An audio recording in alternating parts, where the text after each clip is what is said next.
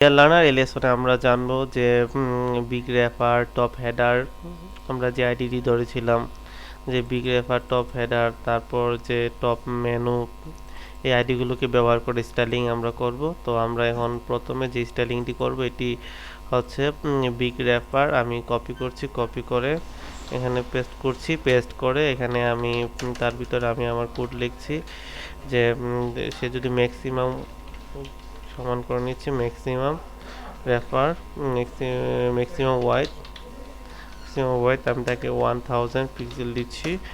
তারপর মার্জিন দিচ্ছি আমি 20 পিক্সেল, 20 পিক্সেল এবং বটম দিচ্ছি 0 পিক্সেল,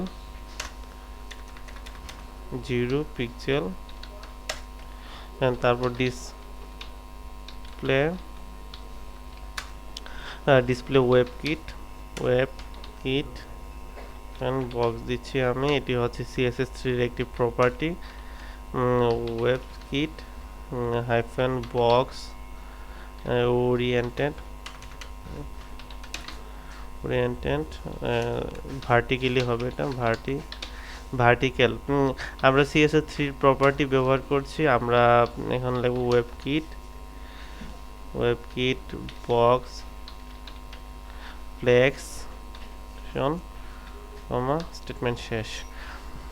এখানে আমরা CSS3 একটি প্রপার্টি লিখেছি যে ওয়েবকিট বক্স ওরিয়েন্টেড ভার্টিক্যাল থাকবে, আর এখানে এটি হচ্ছে ওয়েবকিট বক্স ফ্লেক্স। এটির মান যদি আমরা 0 করে দিই তাহলে কিন্তু আমরা রেসপন্সিভে প্রবলেম হবে। সো আমরা যদি 1 করে দিই তাহলে কিন্তু এটি রেসপন্সিভের জন্য ভালোভাবে এটি ফুল রেসপন্সিভ হবে। তো তারপর আমরা যে আইডিটি ব্যবহার করব তারপর হবে আমাদের এই আইডিটি হচ্ছে টপ হেডার। আমি কপি করছি, কপি করে এখানে পেস্ট করছি, পেস্ট করে আমি টপ হেডারের আইডিটি দিলাম।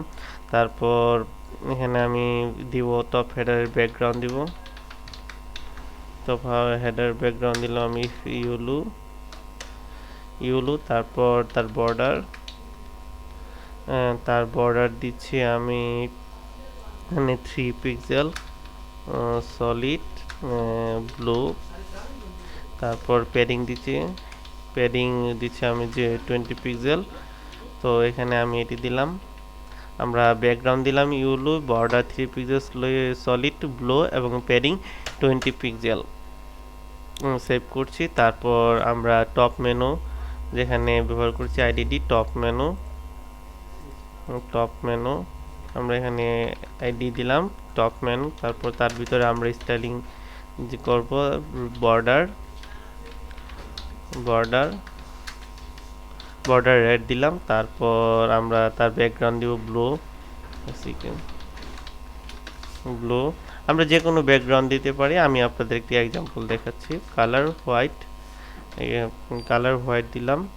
তারপর আমরা এখানে আমরা জানি যে টপ মেনু হচ্ছে প্যারেন্ট, তার চাইল্ড হচ্ছে এলাই হোম মানে list item home, list item about, list item contact.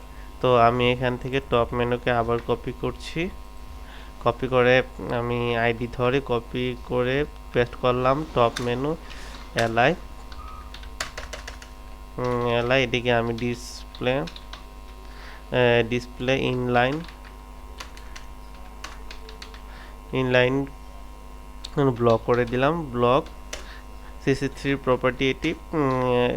তারপর লিস্ট স্টাইল আমি নান করে দিলাম, লিস্টাইল 9, প্যাডিং হচ্ছে 5 পিক্সেল। তারপর আমি ফন্ট বোল্ড করে দিলাম যে টপ মেনুতে এলাই যেগুলো থাকবে হোম অ্যাবাউট কন্টাক্ট তাকে আমি বোল্ড করলাম, বোল্ড 14 পিক্সেল এবং আমার ফন্ট স্টাইল নাম তোহমা আমি করলাম করে আমি এখন আমি ব্রাউজারে দেখি যে HTML পেজ থেকে আমাদের সবসময় ব্রাউজারে দেখতে হবে। আমি রান করছি ক্রোম। ডিয়ার লার্নার দেখুন এখানে কিন্তু এটি হয়েছে আমরা যেভাবে করেছি। এখানে যদি আমরা 14 জায়গায় যদি আমি এক্সাম্পল দেখে 140 দিই এখানে কিন্তু অনেক বড় হয়ে যাবে ফোনটি, অনেক বড় হয়ে গিয়েছে। এখানে যদি আমি 10 দেই তাহলে 10 স্টাইল নিয়েছে, 10 নিয়েছে। বাট দেখুন এটি কিন্তু আস্তে আস্তে রেসপন্সিভ। আমি যদি মোবাইল ডিভাইসের মতো সার্চ করি তাহলে আমার ব্রাউজারে সে কিন্তু কাটছে না লেখা। দেখুন এখানে কিন্তু ঠিক আছে। তো ডিয়ার লার্নার, তারপর লেসনে আমরা শিখবো যে ফিনিশিং কিভাবে করতে হয় এটিকে। তো ধন্যবাদ।